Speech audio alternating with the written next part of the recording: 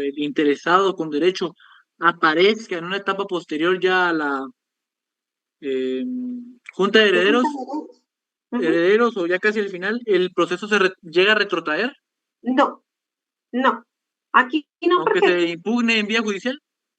no, aquí no se retrotrae nada, porque cada etapa pues inicia y finaliza, ¿verdad? Entonces, y aquí el notario la finalizó. Digamos que antes de hacer la partición, él se pronuncia que no está de acuerdo, entonces de este momento se termina el proceso en sede notarial y se remite a sede judicial. Entonces ya aquí el juez va a conocer y va a iniciar como otra etapa. No es que vaya a retrotraer todo, sino el juez conoce, ¿verdad? Entonces ya son las etapas que dicta el Código Procesal Civil y Mercantil y ya el juez resuelve. Pero todo lo que el notario hizo, las publicaciones, el evalúo, todo eso sigue vigente. O sea, no lo vamos a quitar, anular o vamos a retrotraer todo. No, eso es válido, es vigente, solo que aquí el juez es el que va a resolver. Gracias. Uh-huh. Ok. Entonces también aquí ¿Sí, Orlando?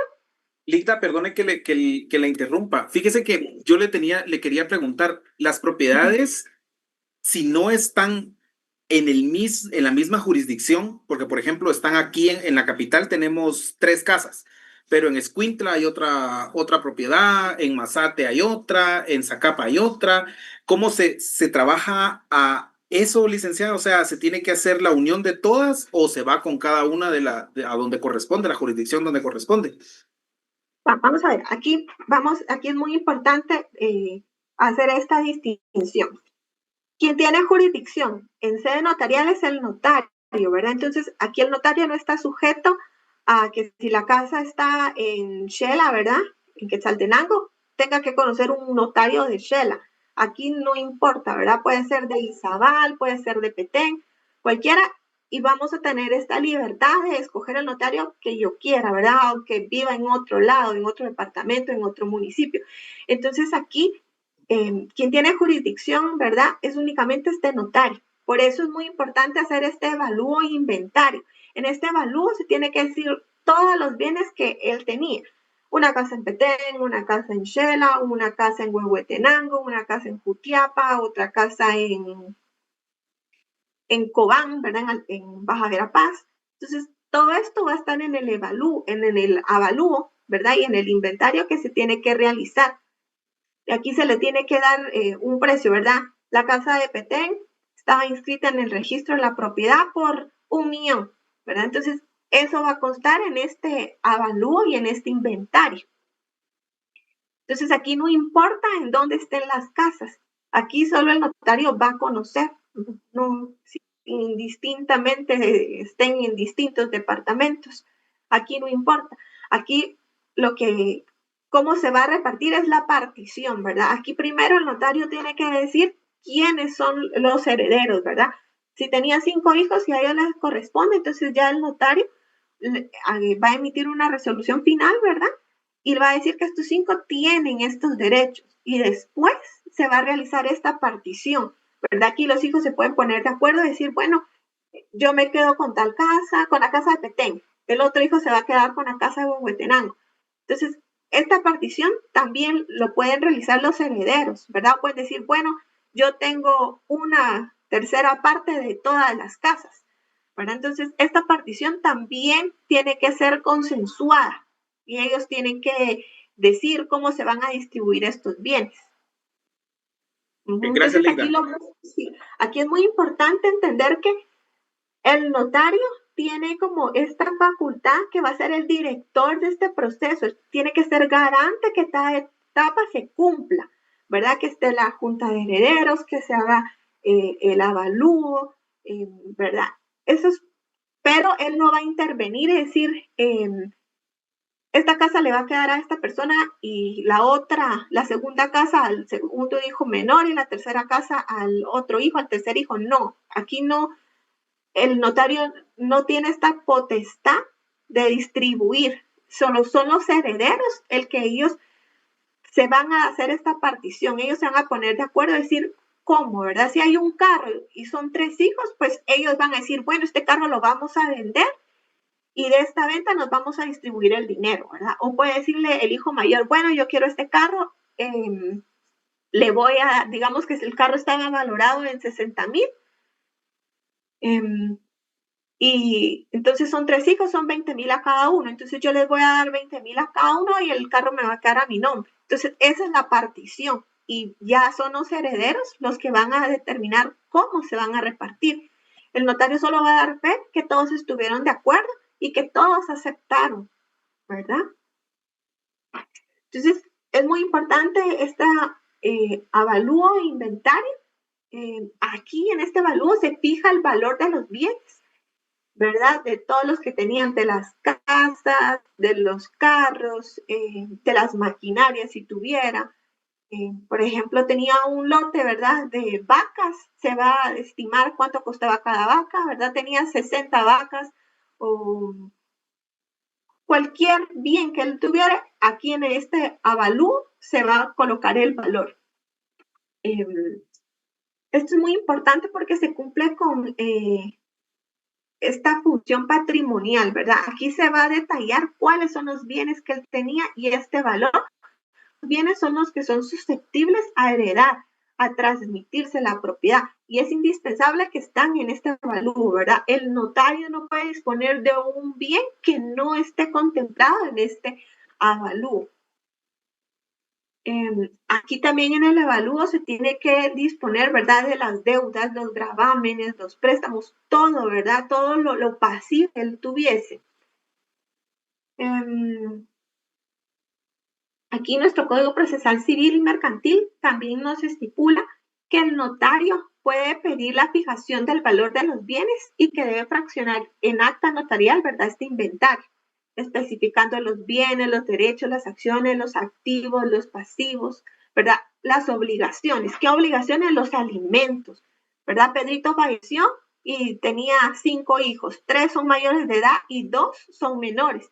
Entonces, estos menores también tienen este derecho a alimentos y eso también se tiene que hacer constar, ¿verdad?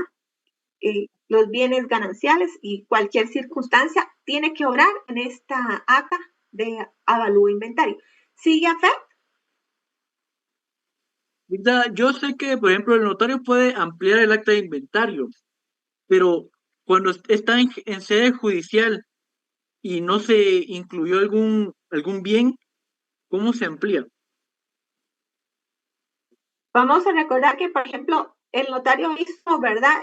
El acta de avalúo inventario conforme las personas que participaron, ¿verdad? En la junta de herederos llegaron que eran 4 hijos y estos 4 hijos le dijeron, bueno, mi papá tenía 5 bienes, ¿verdad? Y después, ¿verdad? Investigando y todo se dan cuenta, y también porque se piden los informes a los registros, ¿verdad? Y en los registros ahí se tiene que indicar que solo tenía estos 5 bienes, ¿verdad? Registro de la propiedad, garantías inmobiliarias. Entonces ahí se va a determinar, el notario le va a dar como una guía de los bienes que tenía, ¿verdad? En el supuesto que tenía una compraventa, pero que nunca se inscribió. Y el notario después dio el aviso, ¿verdad? Entonces hasta después apareció ese bien, que después que falleció. Entonces aquí se puede hacer la ampliación de esta acta de inventario de avalúo, incorporar este nuevo bien, en el supuesto que está en sede notarial, pero si hubo litis y el notario la trasladó con un juez, entonces el juez va a tener que incluirla dentro del avalúo que se remitió, pero ya es responsabilidad del juez, ya tiene obligación el notario.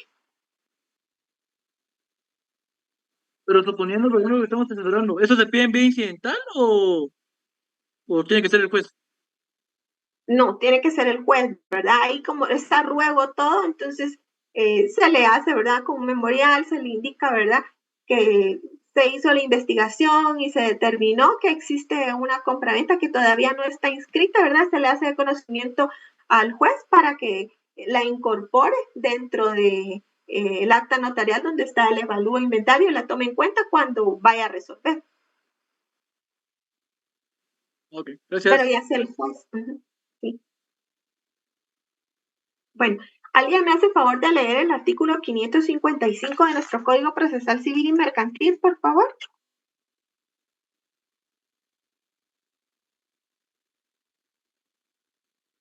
¿Qué número dijo? 555.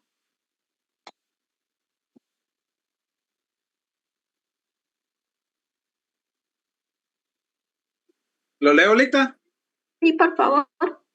Obligaciones de inventariar. El que administra bienes ajenos o recibe como propios algunos que pueden estar afectos a responsabilidad, tiene obligación de hacer inventario de ellos, conforme a lo dispuesto en este código y en el civil. Nadie puede eximir a otro de la obligación de practicar inventario, en los casos en que lo prescriben las leyes. Ok, gracias. ¿Quién me hace favor de leer también el artículo 556? Buenas noches, licenciada. No sé si la puedo ayudar. Sí, gracias, Carlos. Muy bien, el 556 dijo, ¿verdad? Sí. Dice artículo 556, inventario. Todo inventario debe hacerse constar en acta notarial y deberá contener la relación ordenada y descriptiva de todos los bienes, derechos, acciones y obligaciones de una persona física o entidad jurídica, enumerados con el objeto de fijar su estado y valor en un momento determinado.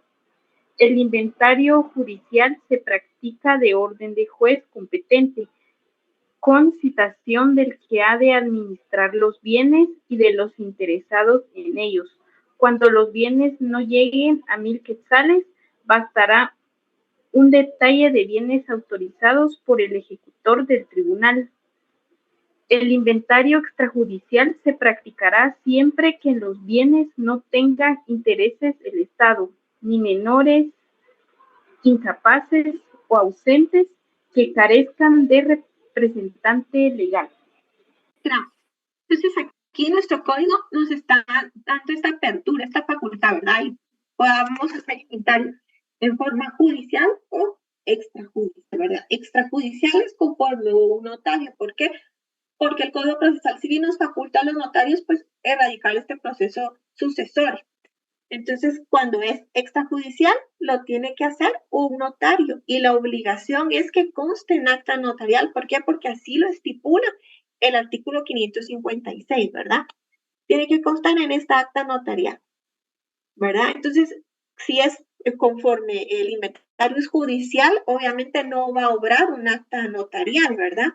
Sino lo va a hacer va a ser avalúo que el juez haya dictado, ¿verdad? Lo haya ordenado y entonces solo se incorpora al proceso, pero no es en acta notarial, sino se hace un inventario, lo firma ella, ¿verdad? El evaluador y ya se incorpora dentro del proceso. Entonces, no sé si le tienen esta distinción, si les quedó clara.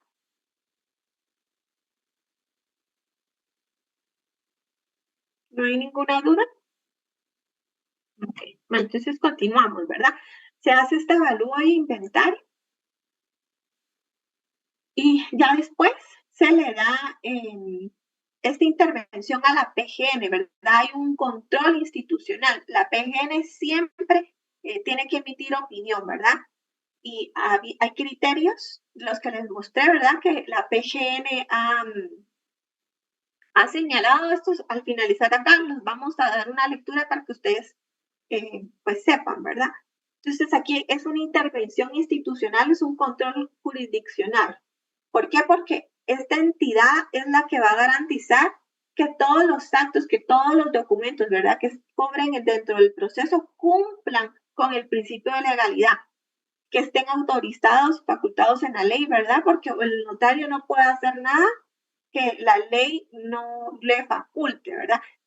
En el supuesto que no existiera que el notario puede realizar este inventario, entonces él tiene esta limitación. Y por eso es que interviene la PGN. La PGN va a procurar la verificación que todos los procesos, de que todos los documentos cumplan con este control de legalidad, que estén autorizados para que el notario lo pueda realizar dentro de nuestro ordenamiento jurídico. Entonces, en esta fase, ¿verdad? Se protege a los ausentes, a los incapaces, a los menores. ¿Y cómo se protegen? Porque la PGN va a determinar, ¿verdad? Si hay menores de edad que sí se les tomen como parte dentro del proceso, que sí se les declare como herederos, que sí se garanticen su derecho a la alimentación, todo el proceso que sí cumple y todo, entonces ya omite opinión, ¿verdad? Si no, ponen como unos previos que se tienen que subsanar, ¿verdad? Y entonces aquí el notario sí los tiene que como componer este proceso, ¿verdad? Entonces, si la PGN no tiene ninguna objeción ni nada, entonces ya se puede continuar con el proceso. ¿Alguien me puede hacer el favor de leer el artículo 457?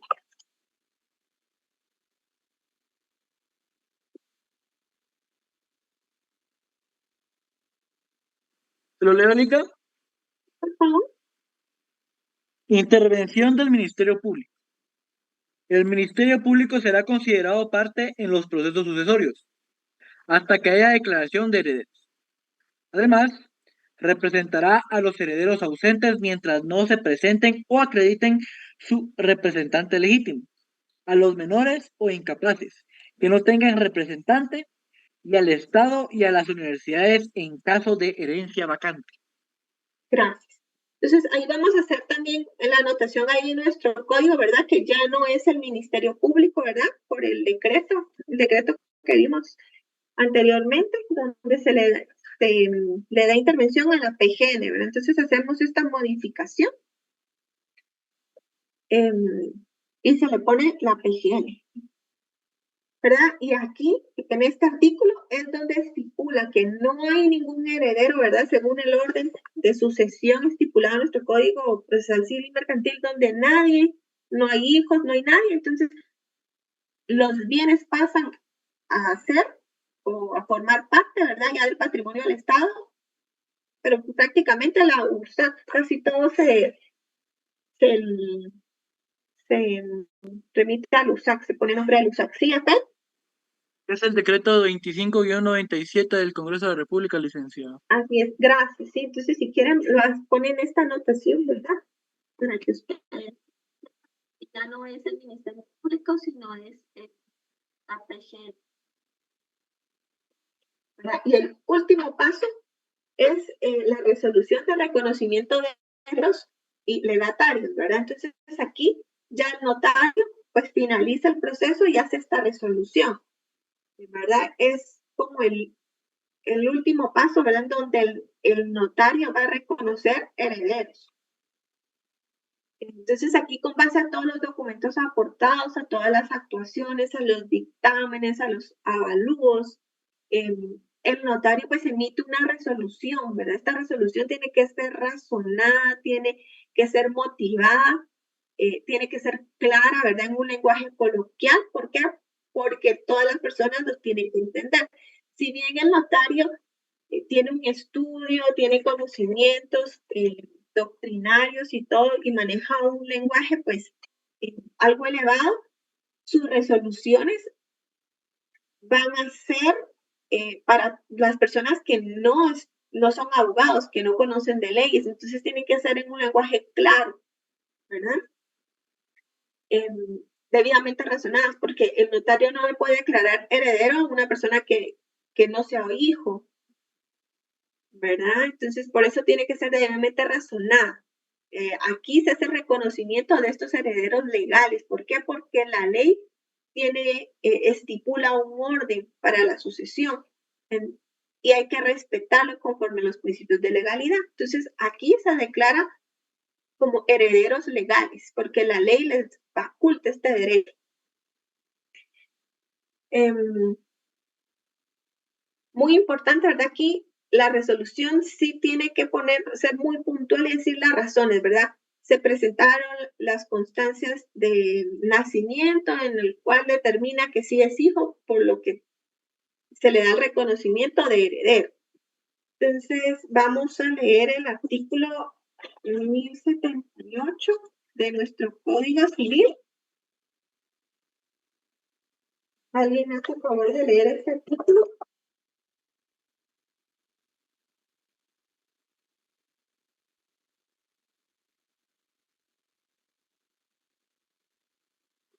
¿Leo yo? Busca la...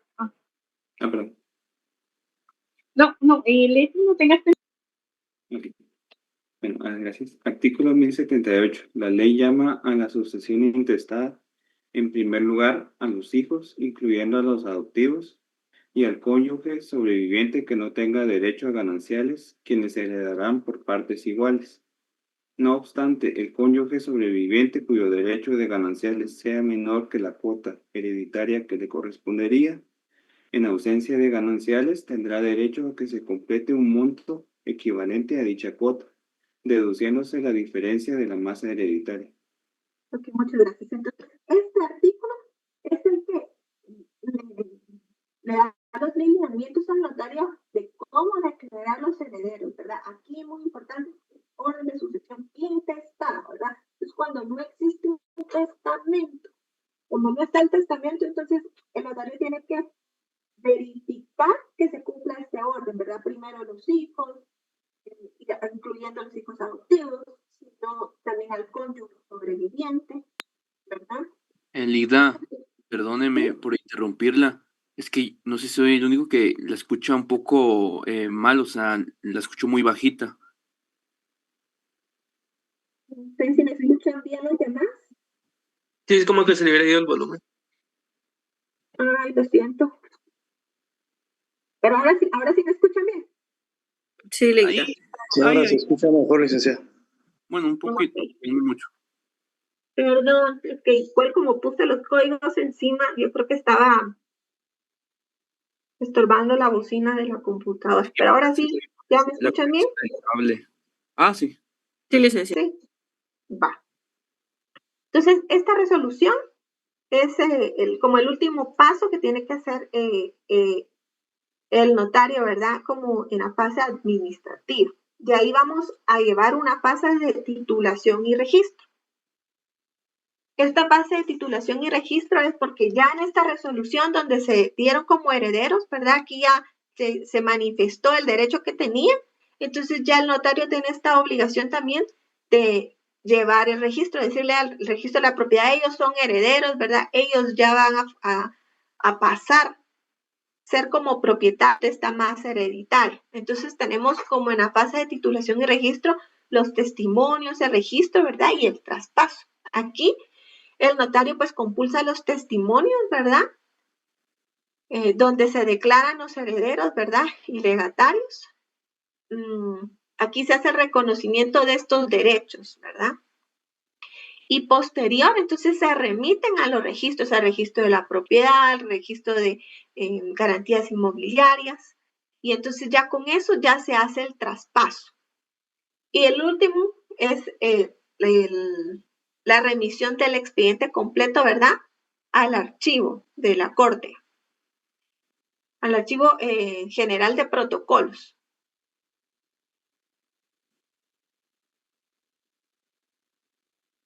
Entonces vamos a hacer como un pequeño repaso de todo este proceso, ¿verdad? Siempre vamos a recordar estas formas de sucesión. Tenemos la testamentaria y la intestada. Entonces la testamentaria, aquí se va a cumplir lo que dice el testamento, ¿verdad? Es la voluntad del fallecido, sin importar el orden de sucesión que nos rige el artículo 1078 de nuestro Código Civil. Aquí sí hubiesen hijos, pero el que falleció dejó testamento y no se lo dejó a los hijos, sino se lo dejó a su maestra, ¿verdad? O a su vecina de hace 10 años o a su compañera de que iba a tomar té, cualquiera, ¿verdad? Cualquier persona, se respeta esa voluntad. Entonces aquí, aunque los hijos digan, mire, sí, pero según el artículo 1078, yo, como el orden de sucesión, yo soy hijo, entonces yo tengo que tener la herencia porque así lo estipulan, no, porque es solo en forma intestada, o sea, que no haya testamento. Aquí lo que prevalece, lo más importante es este testamento, porque es la forma en que él manifestó su última voluntad. Vamos a recordar que nuestra Constitución nos otorga el derecho de la propiedad, ¿verdad? Nosotros podemos tener propiedades sin alguna distinción. Entonces, como es mi propiedad, yo puedo disponer libremente de ella y puedo decir a quién se las voy a dejar en herencia o no. Entonces, muy importante hacer esta distinción y que el notario tenga claro que se va a erradicar un proceso en forma testamentaria cuando hay un testamento, y aquí no hay ningún orden. Y en forma intestada, sí. Aquí sí nos tenemos que sujetar a lo que dice el artículo 1078 de nuestro Código Civil. También, ¿quiénes pueden suceder, verdad? Esta capacidad, siempre y cuando sea en forma intestada, ¿verdad? También nuestro código nos habla de la capacidad. ¿Quiénes pueden suceder? Nos habla también del artículo 924. En nuestro Código Civil. ¿Alguien me hace favor de leer el artículo 924? Es algo largo, es algo extenso, pero vamos a leer como rapidito.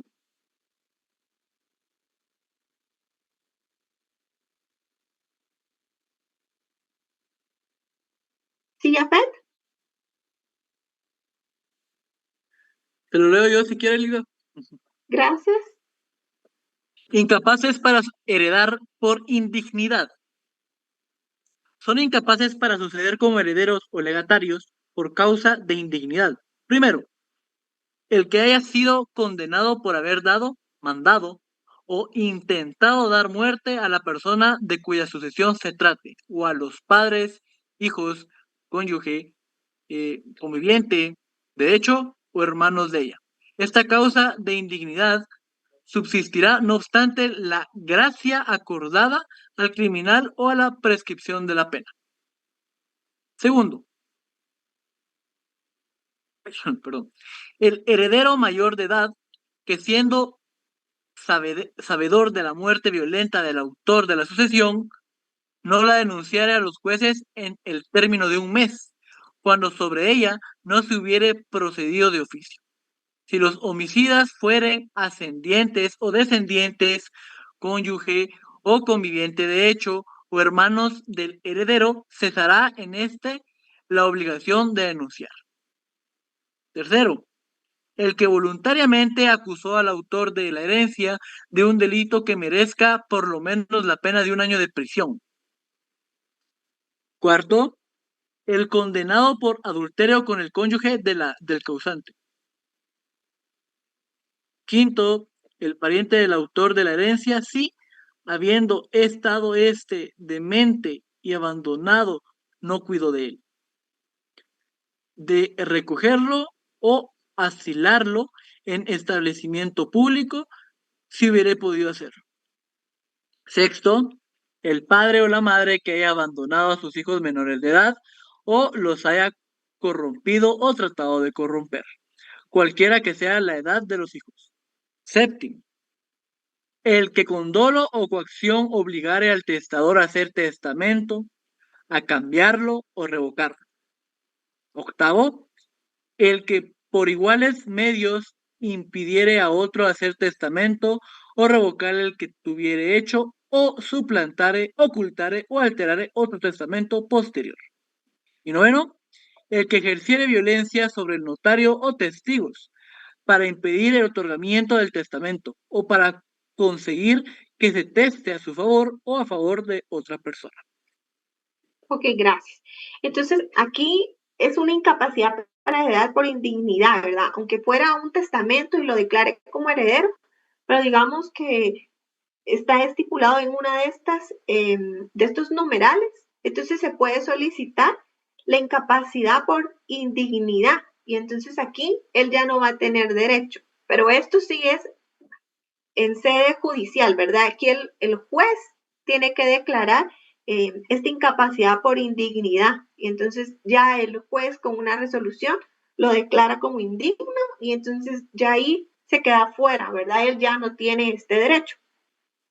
Entonces, la capacidad, o sea, yo puedo ser heredero siempre y cuando no esté estipulado en esta incapacidad, ¿verdad? Por indignación. Si no, yo ahí pierdo el derecho. Entonces, siempre y cuando no esté contemplado en estas causales, yo puedo ser heredero. También se considera como heredero al feto, o sea, no ha nacido. Puede llegar la señora, digamos que no era la esposa. Él estaba casado y tuvo una relación extramarital, ¿verdad? Por el matrimonio, y pues la señora quedó embarazada y él falleció, ¿verdad? Entonces, ¿verdad? Entonces aquí se puede igual solicitar pruebas de ADN ante el juez y todo, de declarar que sí era su hijo, y entonces ya a él también se le va a considerar como heredero. ¿Por qué? Porque nuestra Constitución, ¿verdad? Se le va a considerar como va a tener personalidad siempre y cuando nazca en condiciones de viabilidad. Entonces, aquí nuestro código y también la doctrina lo considera, ¿verdad?, al feto que puede dar siempre que nazca vivo y que sea viable, ¿verdad? También aquí la capacidad se rige por la ley del domicilio del heredero a tiempo de la muerte del causante, ¿verdad? ¿Por qué? Porque puede darse el caso de que tenía casas en Estados Unidos, tenía casa en Argentina, tenía otra casa en España, ¿verdad? Entonces puede ser que no nos vamos a regir solo por la circunscripción territorial de aquí de Guatemala, sino él tenía varias casas en todos lados. Pero es muy importante decir, bueno, tenía varias casas, pero ¿en dónde estaba su domicilio? En Guatemala. Entonces nos vamos a regir por las leyes de Guatemala, ¿verdad? Eso está en el artículo 923 de nuestro Código Civil. ¿Alguien me hace favor de leerlo?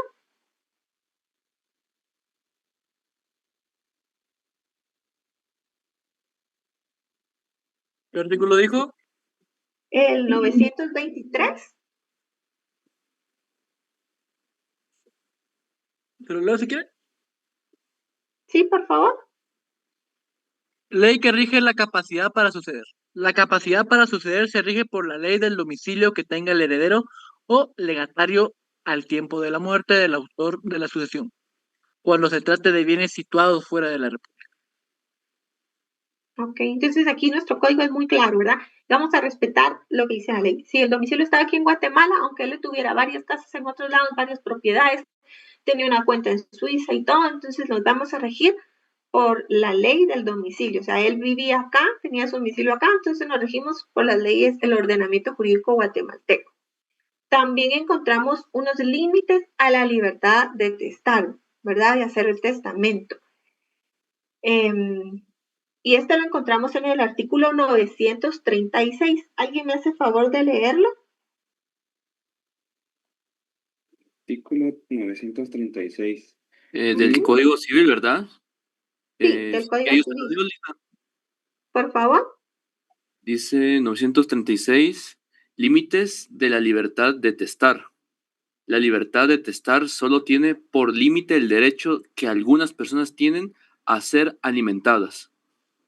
Ok, entonces aquí, ¿a qué se refiere esto?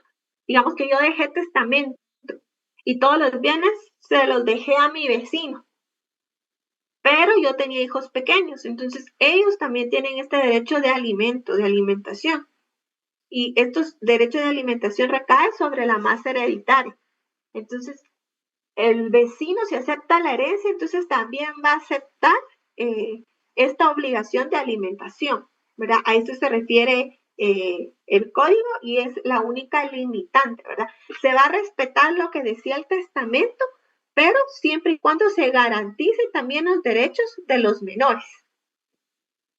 Entonces, como ya falta poco para terminar la clase, nos vamos a quedar acá y en la próxima clase vamos a continuar con este tema. La verdad es que es muy amplio y necesito que ustedes lo entiendan bien, cómo es que dice, cómo debemos interpretar lo que dice nuestro texto para que les quede claro este proceso. Entonces vamos a continuar. ¿Alguien tiene alguna duda, algún comentario hasta acá? ¿No? Bueno, ¿ya llenaron la asistencia? Ya, licenciada. Bueno. Entonces nos miramos el viernes, primero Dios, que tengan una feliz tarde. Licenciada, yo todavía no he llamado la asistencia. Ahí ¿Podría, está dónde la lleno? el En link. Flor compartió el link aquí en el chat. Muchas gracias. Ujú.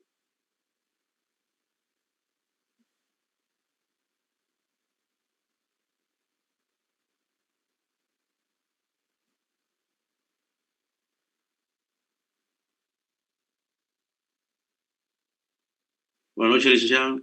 Buenas Feliz noches. noche. Feliz noche.